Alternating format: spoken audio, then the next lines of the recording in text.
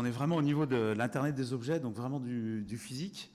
Et là, quelque part, on va essayer de prendre un autre focus pour parler d'élections et les rapports avec le cyber et replacer tout ça, mais très rapidement, donc en restant quand même avec un niveau de survol sur les enjeux géopolitiques qu'on a vus en 2017.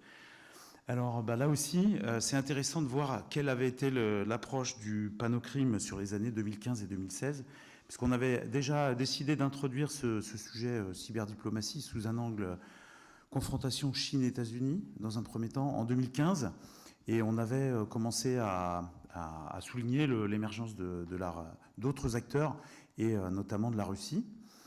Et puis en 2016, on avait bien sûr souligné ce qui avait pu se passer pendant les élections présidentielles américaines, avec en fin d'année 2016 un dernier rapport de l'année officiel de l'ensemble des services d'intelligence américaine qui pointait très clairement des interférences russes sur le déroulement de la campagne. Et on terminait le Panocrime 2016 en soulignant que 2017 était une année d'élections à venir en Europe, avec notamment des élections sénatoriales, je crois, en Allemagne, puis bien sûr présidentielle en France, avec un avertissement de l'ANSSI déjà, en fin d'année 2016.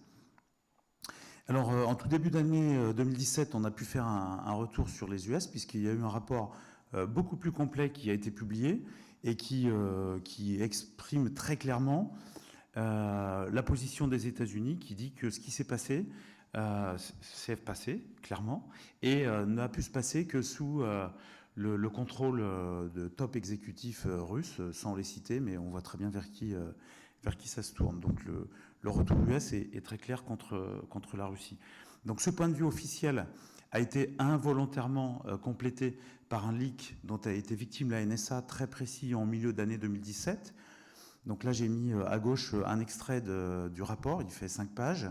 C'est un cas précis qui rétro-documente des attaques qui ont eu lieu contre des fournisseurs américains de machines de vote et en gros du back-office de gestion de processus électoral. Donc là, tout le nom des sociétés, les adresses mail, tout est entre guillemets anonymisé ou impersonnalisé, je ne sais pas comment on dit en français, enfin voilà, caviardé, mais on voit bien que les processus sont basés sur du spear phishing, etc. Et notamment parce que dans le rapport, il y a un mécanisme classique de contamination, des premières cibles, de mouvements latéraux, etc. On ne voit pas très bien sur le rapport, mais ce qui est intéressant, c'est de regarder en haut à gauche. Le petit commanditaire de l'action, c'est le GRU, donc les services extérieurs d'action russes, équipe cyber. Donc là, le tacle est assez direct. Alors sur ce leak, il y a eu en fait le point de départ, c'est un article de The Intercept qui a donc été publié le 5 juin, article qui redocumentait ce rapport que je viens de vous présenter. La NSA a beaucoup de leaks, mais le FBI est très efficace puisque le jour même, le FBI avait identifié l'auteur du leak et lancé un mandat d'arrêt contre Reality Leg Winner, qui est donc identifié comme l'auteur du leak. Pourquoi ? Parce qu'en fait, ils ont eu accès aux documents papier qui a été sorti de la NSA et remis aux journalistes, sur lequel il y a eu un travail de rétro-documentation qui a été fait par des chercheurs, notamment sur des aspects stéganographiques, donc du stéganos, grec ancien étanche. En gros, c'est des messages cachés dans les documents. Donc c'est pas de la cryptographie, c'est bien des messages cachés qu'on voit pas. Et là, le principe, c'est que les imprimantes de la NSA utilisent un dispositif matriciel qui imprime donc des tout petits points, invisibles à l'œil nu, mais lorsqu'on connaît le codage et qu'on sait où sont ces petits points, c'est ce qui s'est passé là, on retrouve en binaire le codage de l'imprimante qui a servi à imprimer ce document, et puis différents éléments, en particulier le numéro de série et la date, l'heure de l'impression. Donc si on a un système de gestion de log à peu près correct, on sait qui travaillait dans ce service et on a trouvé la personne. Donc elle a été arrêtée 3 jours après, elle était inculpée, en tenue orange, menottée, et elle est toujours dans cette situation-là depuis le 8 juin 2017. Alors il n'y a pas eu que du hacking, du spear phishing et du ciblage dur sur les infrastructures. Il y a eu aussi dans le cadre des élections de 2017 l'émergence d'un phénomène de cyberpropagande, en particulier avec Twitter, qui a été qualifié donc de média social de désinformation. Alors bien sûr, Twitter a répondu. Leur argument, c'est de dire que pendant cette période, Le volume complet des tweets concernant les élections ne représentait que 1% du volume généré, et que dans ce 1%, seulement 0,74%, donc 0,0074% du total, était généré par donc des bots pilotés, intéressés par les Russes. C'est une première chose. Le deuxième élément, c'est qu'ils ont quand même trouvé d'autres comptes, donc qui ne sont pas des comptes bots, des comptes automatiques, qui sont clairement les comptes officiels de RT, donc RT étant Russia Today, donc la Pravda 2.0, peut-être on peut dire ça comme ça. Donc il y a bien une volonté d'utiliser les médias sociaux, soit en mode botnet automatique facile, soit en mode orienté, cyberpropagande bien maîtrisée. Donc il y a aussi le hacking d'État, et en fin d'année, on a eu une révélation, puisque dans le cadre du hacking du Parti démocrate qui avait eu lieu juste avant, il y a donc M. Kozlowski qui a officiellement, devant la Cour, annoncé son travail de sous-traitant pour le général-major Dimitri Dougotcheyev, qui est un des exécutifs du FSB, donc les services secrets russes. Et puis donc, on est aujourd'hui, je vous rappelle le contexte, il y a toute une enquête avec une cour spéciale qui est en cours aux États-Unis. Donc, on continue, et le cyber a une très grande importance dans cette affaire. Alors, en France, la présidentielle, elle a démarré par une annonce directe du parti En Marche en février 2017, qui annonçait être ciblé par les Russes. Au niveau des détails, on n'avait pas énormément de détails, mais on parlait plutôt de DDoS, d'attaques en SQL injection, de défacement de sites. Bon, voilà, c'était un peu du tout venant. Il y a eu un rapport qui est sorti par un éditeur, donc Trade Micro, qui revenait sur 2 ans d'activité de PoundStorm. Et il se trouve que dans ce rapport, il y avait mention d'URL d'attaque qui sont un peu donc surlignées, un peu difficiles à voir, mais qui sont des mimiques d'URL enmarche.fr. Donc là, il y a eu effectivement une communication qui a été faite vers le parti, et confirmation de la part du parti En Marche de la visibilité de ces attaques en spearphishing dans leurs infrastructures. Donc des confirmations qui sont à peu près, je vais dire, neutres, qui sont portées par des médias classiques, enfin en tout cas respectables, j'espère, agences de presse Reuters, Le Monde, Libération et autres. Et puis il y a eu aussi, et c'est intéressant pour revenir sur cet aspect cyberpropagande, il y a eu une opération de contre-information, donc je vous donnerai vous avez dans les sources les liens complets, de Russia Today, qui a démonté les rapports de l'éditeur, la façon de traiter ces rapports par l'AFP et la façon dont les journaux Tier 1, premier plan français, avaient repris ces informations. Donc une vraie guerre de communication. On comprend pourquoi, à la limite, mais il y a aussi eu des emphases médiatiques extrêmement fortes, là plutôt côté américain cette fois-ci, où par rapport aux communiqués parfois imprécis des équipes de campagne numérique d'Emmanuel Macron, qui auraient alimenté par des tas de faux login password les tentatives de phishing dont ils étaient victimes. Voilà, il y a révolution complète de la cybersécurité par les équipes d'Emmanuel Macron campagne. Donc vraiment, les 2 extrêmes, la contre-attaque frontale et puis le tourbillon médiatique qui n'a pas forcément beaucoup de sens. Et puis tout ça, c'était bien. En fait, il ne s'était rien passé. Il y avait juste des tentatives d'attaque. Mais la veille au soir, quelques heures avant l'entrée en période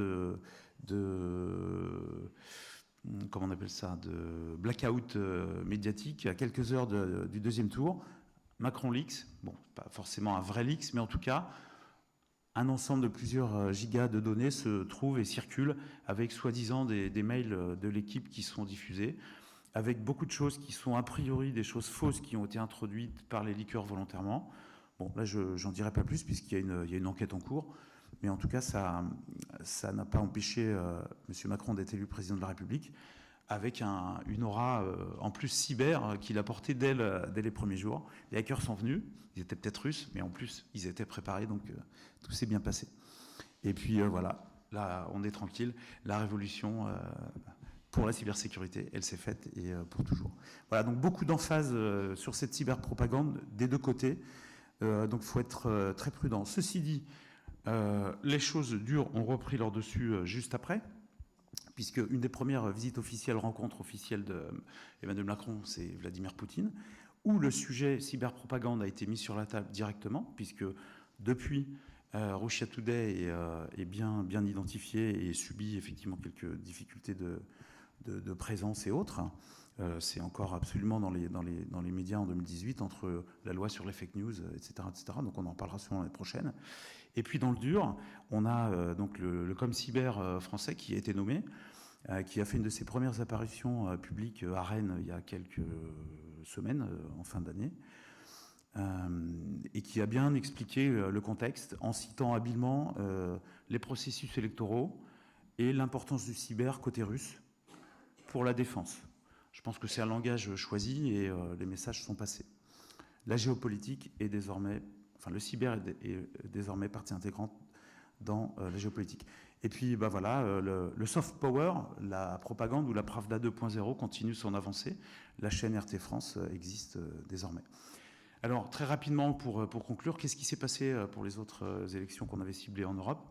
En Allemagne, rien, point d'interrogation. Beaucoup de craintes avant les élections, avant septembre, puisqu'ils pensaient vraiment être de nouveau dans un dispositif comparable à ce qu'on avait vu aux US et vraisemblablement en France. En fait, il s'est rien passé. Il y a quand même eu un intérêt, puisque le Chaos Computer Club s'est intéressé de très près aux machines à voter. Donc là, ça a été catastrophique. Donc ça, c'est au moins un bon message d'information. Le système de vote électronique est loin d'être parfait et en tout cas pas du tout impiratable. Et puis finalement, on parle beaucoup des Russes. Les Chinois seraient de nouveau dans la course, donc en utilisant des profils faux, fake, sur les médias sociaux pour s'approcher des cercles de décision et des hommes politiques allemands. Mais en tout cas, il n'y a pas eu de fait majeur en Allemagne autour des élections. Le Brexit, c'était aussi un gros sujet. Alors là, c'est très simple. Est-ce qu'on sort ou pas du Brexit? C'est très difficile de savoir, beaucoup de sondages, etc. Cyberpropagande, impact cyber, la même chose. Après coup, des études montrent très précisément qu'il y a eu des impacts forts grâce à Twitter sur les choix de vote. Et la même approche sur le même média montre exactement le contraire. Donc on est complètement dans le brouillard anglais sur un possible impact du Brexit, du cyber sur le Brexit. Mais en tout cas, ça a été un sujet quand même. Donc aujourd'hui, le problème, c'est l'attribution. Pourquoi? Parce qu'on est dans une géopolitique où on doit désigner des responsables. Alors, on commence sur les attaques destructives qui ont été présentées par Hervé tout à l'heure. WannaCry, aujourd'hui, clairement, l'attribution officielle faite par les US, c'est la Corée du Nord. Et puis pour NotPetya, les regards convergent de plus en plus vers la Russie. Je crois que l'attribution est un peu moins forte au sens communication, mais tout converge. En 2017, qu'est-ce qui nous attend? C'est une nouvelle stratégie nationale de sécurité qui est annoncée par les Américains à renfort de déploiement, puisque là on voit il y a des bombardiers, il y a des troupes au sol, voilà, et on parle de cyber. Donc tout ça c'est dans la même sphère, et c'est clair, c'est le cas aujourd'hui, y compris en France avec un ComCyber. Et puis maintenant ce qui nous attend, c'est des élections en Russie, le 18 mars 2018, avec une ombre d'outils, un leak de la CIA, qui est synonyme de masquer les attributions. Vault 7, c'est tous les outils qui permettaient à la CIA de transformer ses codes d'attaque pour éviter qu'on remonte à elle. Ça, c'est désormais sur la place publique, entre guillemets. Est-ce que ça va être utilisé contre la Russie? Par qui? Comment? Je crois que là, aujourd'hui, c'est impossible désormais d'avoir une réponse claire. Voilà ce que je voulais vous dire sur le sujet élection de cyberpropagande. Je vais passer la main maintenant sur un sujet juridique avec Garance et Luc. Merci.